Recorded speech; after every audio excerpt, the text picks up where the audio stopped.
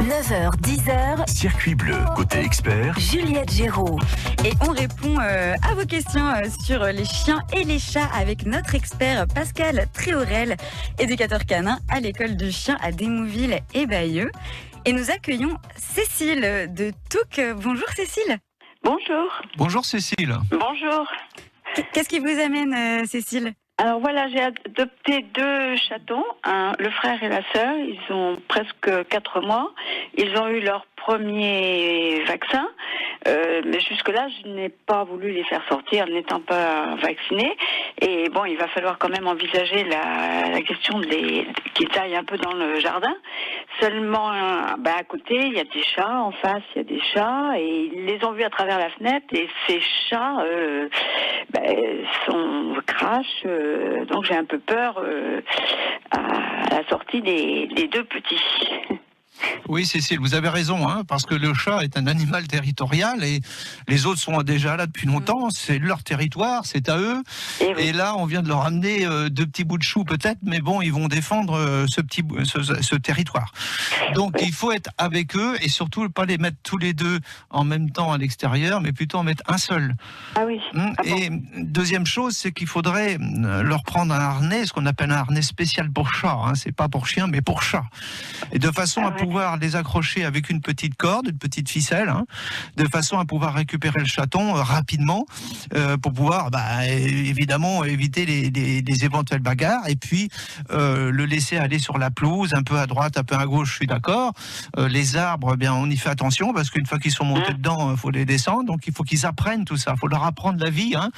Mais ça va assez vite, en 3-4 sorties, le chaton a compris que à l'extérieur, il peut y avoir des dangers parce qu'il y a d'autres chats qui viennent, et hop, on se réfugie à l'intérieur, c'est mieux avec la maîtresse, on a à manger, on a tout ce qu'il faut, mais c'est pas la peine d'appréhender.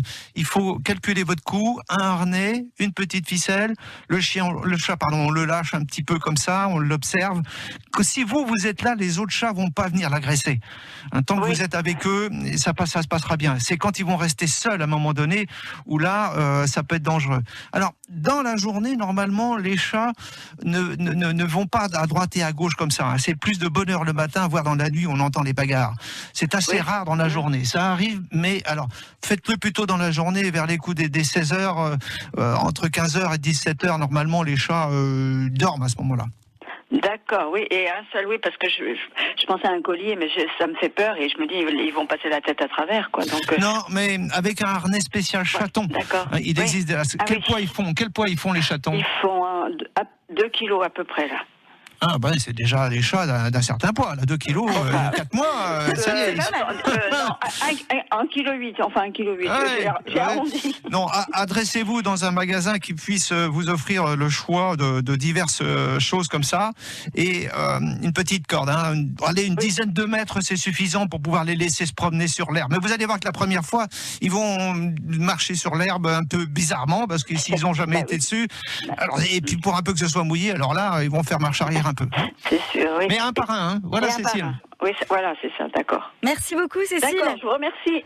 Bonne journée. Merci d'avoir.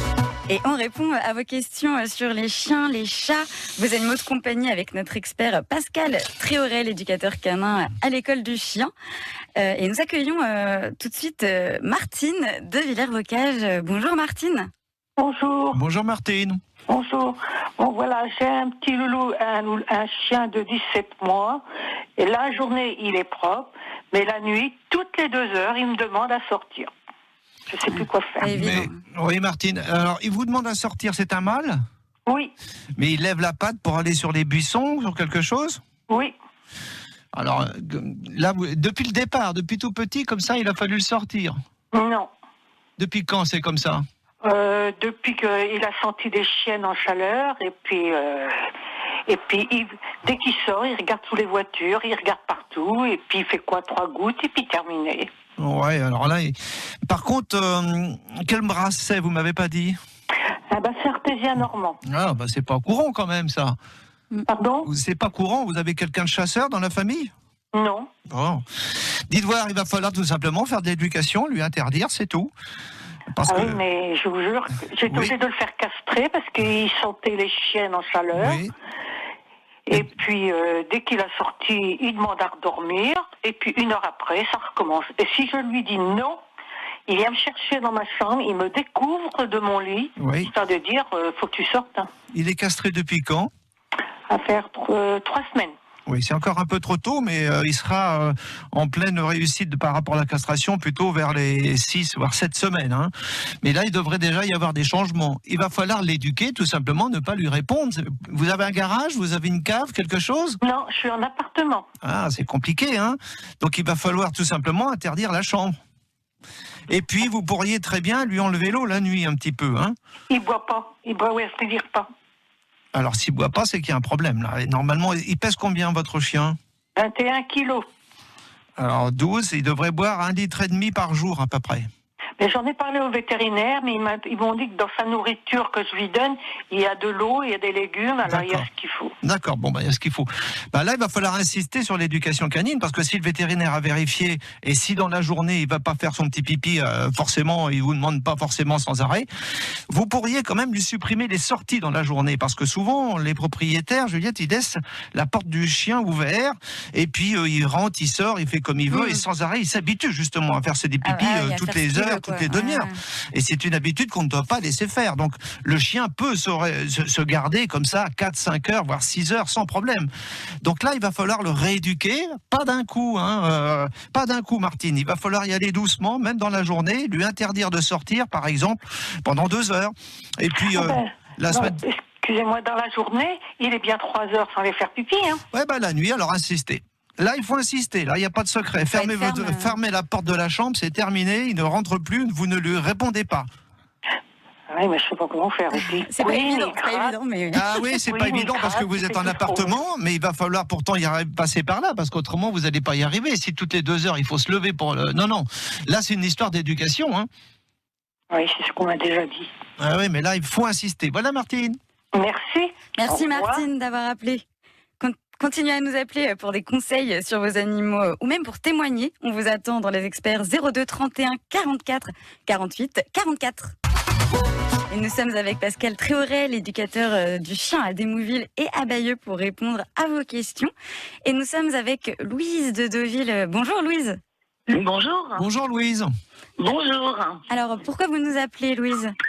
Alors moi je vous appelle parce que je n'ai pas un gros chien, mais j'ai une toute petite chatte de 4 mois absolument adorable. Oui. Elle est vraiment merveilleuse, elle est très très câline, presque je dirais dressable, elle obéit, elle comprend tout, on discute beaucoup toutes les deux. Tout se passe bien alors.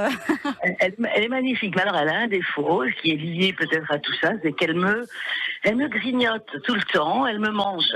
C'est-à-dire que je ne peux pas rester assise, allongée sur le canapé ou même dans le lit, sans dès qu'elle voit un petit bout de peau apparaître, donc je me couvre d'une couverture jusqu'à là, parce qu'elle touche pas au visage, encore heureux, mais elle est tout le temps en train de me mordiller. Alors c'est pas méchant, c'est pas agressif, mais je ne peux pas, dès qu'elle est sur moi, elle ronronne comme un véritable moteur diesel, et elle me mange, elle me fait plein de petites... Elle me mordit.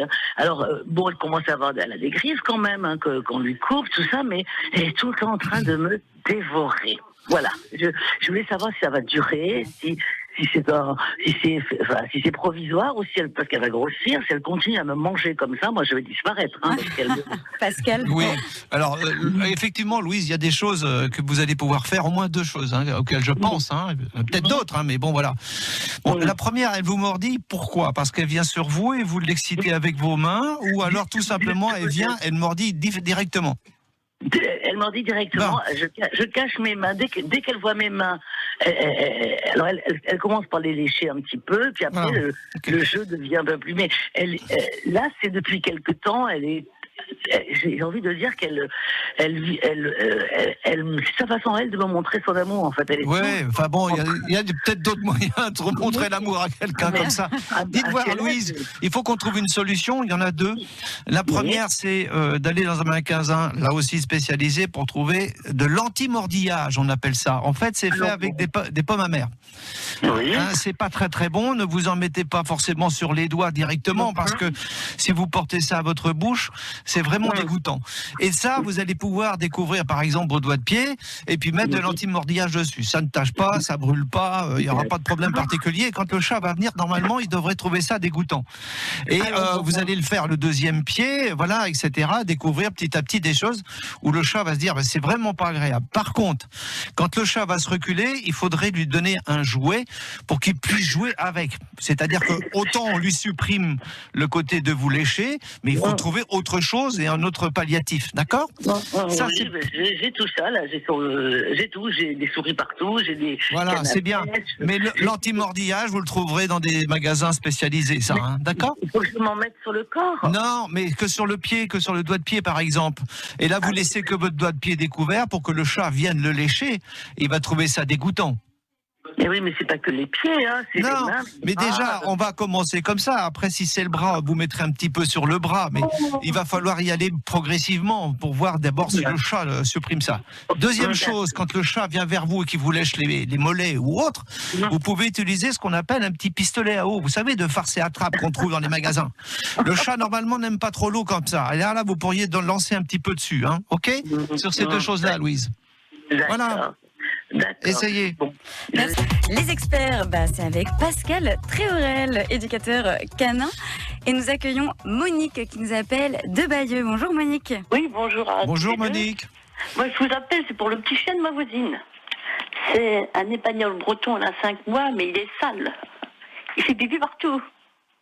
Il lève la patte partout. Dites voir, il est quelle couleur l'épagnol breton? Il est blanc avec caramel un peu, il est clair. D'accord. Vous savez... Il a des grandes pattes par contre, il est haut. Oui, vous savez qu'il y a aussi des épagnols de Ponto de Mer. Les gens ne connaissent pas. Ponto de Mer, c'est tout près quand même. Hein, je sais pas. Ah ben non, voilà. Mais c'est pas grave. Le épagnol de Ponto de Mer, on le reconnaît, il a une petite chupette sur la tête. Et c'est très intéressant. Non, Mais vous m'appelez pas pour ça, vous m'appelez pour autre chose par rapport à votre épagnol breton de 5 mois du voisin. À 5 mois, il n'y a rien de catastrophique si le chien ne demande pas. Mais... Il lève pas la patte de toute façon encore. Non, c'est un peu trop jeune là, pour lui. Hein. C'est plutôt vers les 7-8 mois qu'il va commencer à lever la patte et à s'intéresser à ce qui se passe à droite et à gauche. Mais à 5 mois, il faut être très vigilant parce que, par exemple, quand il commence à tourner autour de la porte, quand il commence à tourner autour d'un pot de fleurs, quand il commence à vouloir s'écarter, aller vers la cuisine, c'est là qu'il faut le sortir. Il faut être vigilant. Alors, un chien, ça fait pas pipi sans arrêt. Il va falloir que votre voisine regarde au moment où il arrête de manger le chien et quand il finit de sa gamelle, c'est là qu'il va falloir le pister. Parce qu'il elle travaille justement. Il est tout seul dans la maison. Comment ça, il est tout seul? Parce qu'elle lui donne pas à manger le matin? Si, le matin, elle lui donne à manger, mais après on travaille, je crois que c'est à 9h. Oui, mais là, attendez, là, c'est pas un problème, parce que si elle lui donne à manger à 7h30 le matin, il va falloir qu'elle passe quelques minutes quand même. Elle peut passer quelques minutes à observer son chien. Hein. Oui, et elle sort quand même, je vois, elle sort. Voilà, donc, eh bien là, elle sortira pas ce matin-là, elle va le regarder et l'épier en permanence, voir ce qui va se passer. Et à un moment donné, le chien va se dire, mais attends, là, il faut que je sorte. Et il va tout de suite faire comprendre à la maîtresse, en allant à côté de la porte, ah, c'est ça que tu me demandes, eh bien, je vais te sortir. Et ça, elle le fait tous les matins pendant une semaine, et à un moment donné, le chien va très vite comprendre que quand il va à côté de la porte, la maîtresse ouvre la porte. Oui, il fait même pipi sur la chaise, comme elle dit alors. Comment? Il fait même pipi sur sa chaise, comme elle dit. Ah, parce qu'il a une chaise, lui, le chien? Non, mais il y a les chaises dans la salle. Quand il monte sur la chaise, il fait pipi dessus. Hein. D'accord. Bon. Oui, il est sale. Hein. Bah oui, à ce moment-là, mais là, c'est vraiment qu'il faut le sortir au moment précis par rapport au repas. Hein. Dites-lui ça à votre voisine, déjà. Oui. Bah, moi, je le sors, moi, je le promène. L'autre fois, j'ai fait faire 5 km à pied. D'accord. 5 km pour un chiot de 5 mois, c'est trop, hein? Oh, mais il marche bien quand même. Hein. Oui, mais là, c'est un peu trop, là. Il va falloir diminuer... Il faut qu'il passe. Là, il faudra 2 km. Alors, faites-le plutôt en 2 fois dans la journée, 2 km, 3 km maximum, et autant l'après-midi. D'accord. Bon, ben c'est bon, je vais lui dire alors. Voilà, Monique. Merci Monique. Bonne journée, bon week-end. Bonne journée. 9h, 10h, Circuit Bleu. Côté expert, Nos spécialistes répondent à toutes vos questions. au 02 31 44 48 44. 9h, 10h, Circuit bleu. Côté expert, Juliette Géraud. On parle chien et chat ce matin avec Pascal Tréorel, éducateur canin à l'école du chien de Démouville et Bayeux. Et on accueille Bernadette. Bonjour. Bonjour. Bonjour Bernadette. Bonjour Juliette. Bonjour. Vous nous Moi, appelez je vous de téléphone. Condé-sur-Noireau, oui. Voilà. Moi, je vous téléphone parce que j'ai un petit York, Charles, de environ 10 mois maintenant. Tout se passe bien, mais je suis donc en appartement. Et le souci que j'ai, c'est qu'elle me demande pas pour sortir. Donc, je la sors régulièrement, mais je n'arrive pas à la sortir au bon moment, si vous voulez. Alors, quelquefois, elle fait dans ma douche. Alors, vous la sortez tous les combien? Tous les 2 heures? Tous les 2 heures? Ah non, je la sors le matin, au lever, là, et puis des fois je la sors dans la matinée, et puis l'après-midi, je la sors un peu, et puis le soir avant de se coucher. Mais elle ne demande pas, ce que j'aurais voulu, c'est qu'elle me fascine, si vous voulez, que voilà. Oui, mais elle ne vous demande pas parce que vous la sortez correctement, c'est pour ça qu'elle ne vous demande pas. Ah, d'accord. En fait, oui, comme vous vous en occupez très bien, résultat, oui. c'est qu'elle se débrouille très bien. Si vous voulez qu'elle vous le demande, vous voyez, tout à l'heure, l'auditeur, je lui ai dit de diminuer ses sorties un petit peu.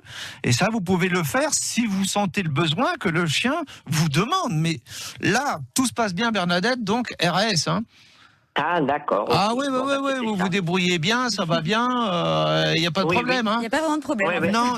Alors, petit point de détail, Juliette, souvent les gens me disent, bah oui, mais comment on fait pour savoir si le chien a besoin de faire ses gros besoins? On le sait parce qu'il pète.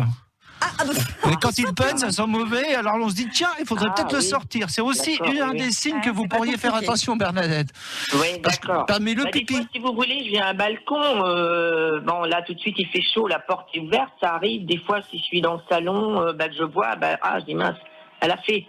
Mais voilà, j'arrive pas à capter le moment où elle a ses besoins, parce que c'est pas parce qu'on la sort qu'elle a envie, vous voyez ce que je veux dire? Oui, c'est un peu comme nous autres, hein. Je ne le fais pas à toute heure, bien compris, mais si vous êtes régulière en alimentation, c'est-à-dire que si vous lui donnez un repas le matin et un repas le soir et vous l'enlevez la gamelle au bout de 10 minutes, hein, il ne faut pas lui laisser en permanence, là le chien arrive à se réguler autant pour les selles que autant pour le pipi, hein, pareil. Hein. D'accord. Donc essayez de réguler ça, peut-être que là elle vous demandera, mais comme vous vous en occupez bien, continuez Bernadette. Je lui laisse, alors c'est peut-être une erreur. Ah oui, il faut l'enlever la gamelle, parce que les mouches et autres viennent faire leurs besoins dessus, il faut enlever la gamelle. Merci beaucoup Bernadette de nous avoir appelés. 9h, 10h. Circuit bleu, côté expert. Juliette Géraud. Les experts avec Pascal Tréorel, éducateur canin à l'école du chien à Démouville et à Bayeux. Et on accueille un nouvel auditeur, c'est Sylvain de Lisieux. Bonjour Sylvain. Bonjour Pascal. Bonjour Sylvain. Alors, ma question, c'est qu'on a un projet d'adoption de chat pour chasser les souris à la maison. C'est Froid qui travaille quand même. Et je ne sais pas trop si on prend... alors, ma question, c'est est-ce qu'on éduque un chat comme on éduque un chien? Et si on doit prendre un chat, chaton ou adulte? Alors Sylvain, c'est compliqué parce qu'il y a plusieurs réponses. Hein. Le chaton va pouvoir s'habituer plus facilement avec un chien qui est déjà présent. Alors là, c'est pas le cas. Comment? Là, on n'a pas de chien pour l'instant. Non, mais s'il y a un chien un jour, de toute façon, on sera dans ce sens-là. Alors, est-ce qu'on doit l'éduquer comme un chien? Non, ça n'est pas possible. Non. Parce que le chat ne répond pas à l'éducation comme un chien. On va pouvoir le faire s'asseoir, le coucher, le rappel, etc. Le chat est un animal qui est un petit peu, je ne vais pas dire solitaire, mais au moment où vous lui demandez quelque chose, c'est pas sûr qu'il réponde à votre appel. Donc, il va falloir vous y habituer un petit peu à ça, mais on peut lui demander de revenir, lui apprendre à revenir au moment pour manger, ça c'est intéressant, ils peuvent faire. Vous pouvez le conditionner en tapant sur le bord de sa gamelle, lui dire ça y est, la gamelle est prête, mais lui en donnez pas beaucoup, de façon à ce qu'ils repartent, et on recommence 4-5 fois d'affilée quand ils sont chatons, ça fonctionne très bien ça. Ça vous pouvez lui apprendre. Vous pouvez lui apprendre aussi à ne pas monter bien évidemment sur la table, sur les fauteuils, des choses comme ça, en lui le refusant, en lui disant non. Maintenant, la chasse, vous avez raison, le chat, maintenant, on ne l'utilise plus pour ça tellement. Mais si vous avez des souris, vous faites attention à ne pas mettre de grains empoisonnés à droite et à gauche, parce que si le chat vous tue les souris et les mange, alors là, ça peut être compliqué. Mais c'est un très bon chasseur et ça reste un chasseur. Je crois que c'est bien, Sylvain, de prendre un chat des fois pour pouvoir dire on va chasser quelques nuisibles. Oui, c'est l'objectif. Mais on ne peut pas l'éduquer, je réponds à votre question, on n'éduque pas pareil un chat ou un chien. On ne peut pas lui demander autant de choses. Ils n'ont pas les mêmes rapports, si vous voulez, où le chien a été conditionné depuis à peu près 200 000 ans à nous écouter, alors que le chat, il est vraiment domestiqué avec nous depuis 3 000 ans, 3-4 000 ans. Donc vous voyez, il lui reste encore de la marge pour arriver à nos chiens. D'accord, très bien, merci beaucoup. Voilà Sylvain. Merci Sylvain de nous avoir appelé. Merci, bonne journée. Bonne Très journée. bonne journée. Au revoir. Eh ben, merci Pascal d'avoir été avec nous, éducateur canin à l'école du chien. Un tout petit mot, Juliette. Bien sûr. Pensez à, si vous devez adopter, je pense à Sylvain, un chat. Ah oui. Les refuges sont complets de chez complet. Ah Donc oui. allez-y, faites un tour. C'est peut-être pas pour adopter tout de suite, mais allez faire un tour. Ils ont besoin de votre soutien aussi, tous ces gens qui sont là-bas dans les refuges. Et surtout qu'on sort des vacances, il y a peut-être eu un peu une hausse des abandons. Oui, j'aime pas dire le mot, mais il y a peut-être une bonne occasion à faire là-bas. Oui, Allez-y, c'est le moment. Hein, si vous avez le choix de prendre un chat, un chien, allez les voir. Et puis on retrouve toutes vos infos sur votre site internet. Quel est-il? Alors, école-du-chien.fr, et il y a même un bouquin que j'ai écrit, c'est gratuit, vous pouvez le télécharger. Ah.